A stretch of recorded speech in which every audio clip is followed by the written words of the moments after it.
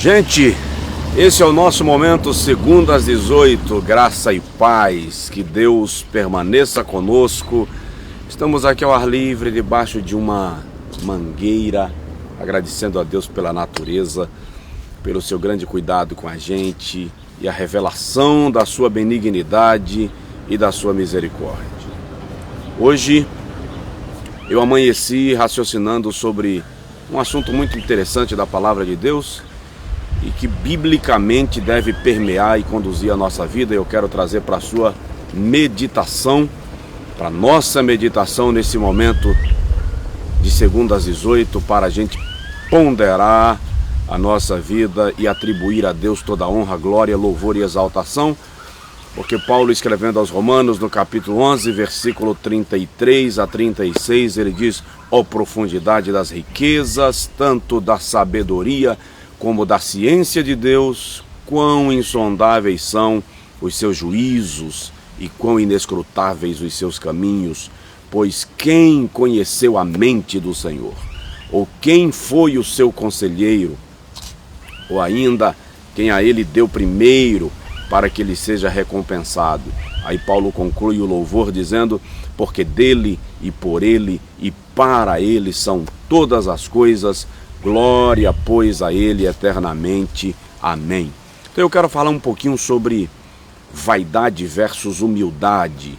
Nós precisamos ter em mente que o nosso coração humano, a despeito da posição que nós ocupamos, das conquistas que nós temos, da influência que nós desenvolvemos, nós somos muito tendentes a esquecermos os nossos princípios, os nossos fundamentos, as nossas origens e focarmos apenas no presente. E, lamentavelmente, quando a gente esquece da nossa origem, nós também acabamos perdendo o nosso foco de onde nós pretendemos chegar. E tão sensato quanto esquecer a origem é perder o foco. Tão insensato quanto esquecer a origem é perder o foco. E é bom lembrar que, quando nós esquecemos a nossa origem, nós automaticamente perdemos o nosso foco.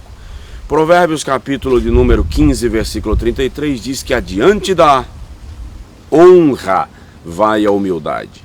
Provérbios 16, 33 diz que a soberba precede a queda e a altivez de espírito atrai a destruição. Mas sabe o que eu estava raciocinando?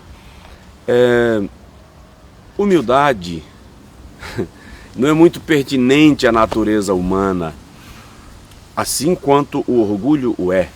Tá? Nós somos por natureza orgulhosos, vaidosos, e no momento que a gente censura o orgulho de alguém ou a vaidade de alguém, de certa forma, nós estamos manifestando a nossa vanglória também.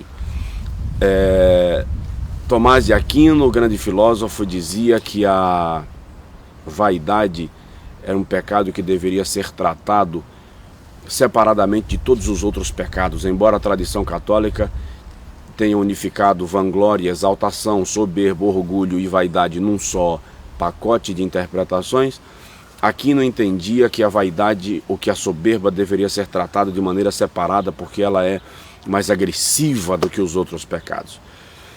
Jonathan Edwards, grande conferencista, pregador e pensador americano, dizem que Edwards foi uma das mentes mais brilhantes do seu tempo.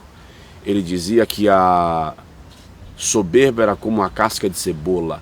Você tira uma e logo em seguida aparece outra.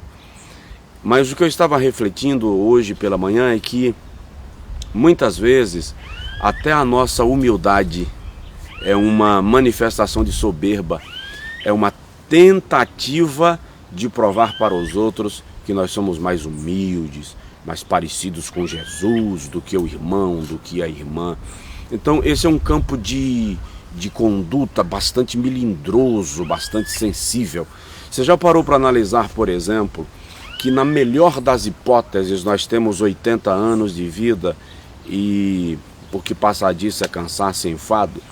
Já parou para analisar que não importa o quanto você é bonito, bonita, cheiroso, cheirosa, pele branca, pele morena, pele negra, seus olhos são azuis, verdes, caramelados, grandes, menores, orientais, ocidentais? Se você morrer, tudo isso para. Quando a gente morre, tudo isso acaba. não importa a influência, o poder, a fama, a riqueza, a humildade, e quando eu falo de humildade eu estou falando de padrão de vida, de posição social, todos vão para o mesmo lugar. E quer saber, quando o indivíduo é atacado pela morte e o seu corpo desfalece, em questão de horas, a pele é acinzenta, os olhos dilatam, trilhões de bactérias cadavéricas que já estão habitando dentro do nosso organismo são liberadas para entrar em ação num ataque sem fim. E em questão de horas, o organismo está tomado por essas bactérias e começa o estado de decomposição. O próprio organismo libera uma bactéria chamada cadaverina, que é responsável pelo mau cheiro do corpo morto. O cérebro se torna um líquido pastoso amarelado. Os olhos, ao dilatarem, amarelam, acinzentam. E em questão de horas, todo esse líquido mal cheiroso, desagradável, que até pensar nisso agora, vendo esse vídeo, lhe irrita, lhe chateia. Afinal de contas, eu estou falando do assunto que todos nós fazemos questão de rejeitar. Nós somos finitos, fadados à morte. Por mais tempo que vivamos, o fato é que aos homens está ordenado morrer em uma só vez. Então, quer saber? O meu convite para você hoje, nesta segunda às 18, e eu quero que você curta, compartilhe, fale para os seus amigos. O nosso convite é: vamos viver refletindo no fato de que Deus é Deus e a gente é simplesmente temporal. A Bíblia diz que nós somos como a erva que brota pela manhã, murcha ao meio-dia e à tarde se seca. Que Deus nos ajude, que Deus nos fortaleça e que nós não ocupemos nem a cadeira de poderosos, nem a cadeira daqueles que julgam os demais, porque no final das contas nós somos iguais. E se alguma coisa temos, é porque a graça de Deus nos mantém vivos. Deus abençoe, feliz semana. Esse é o nosso Segundo às 18. Fique com a gente.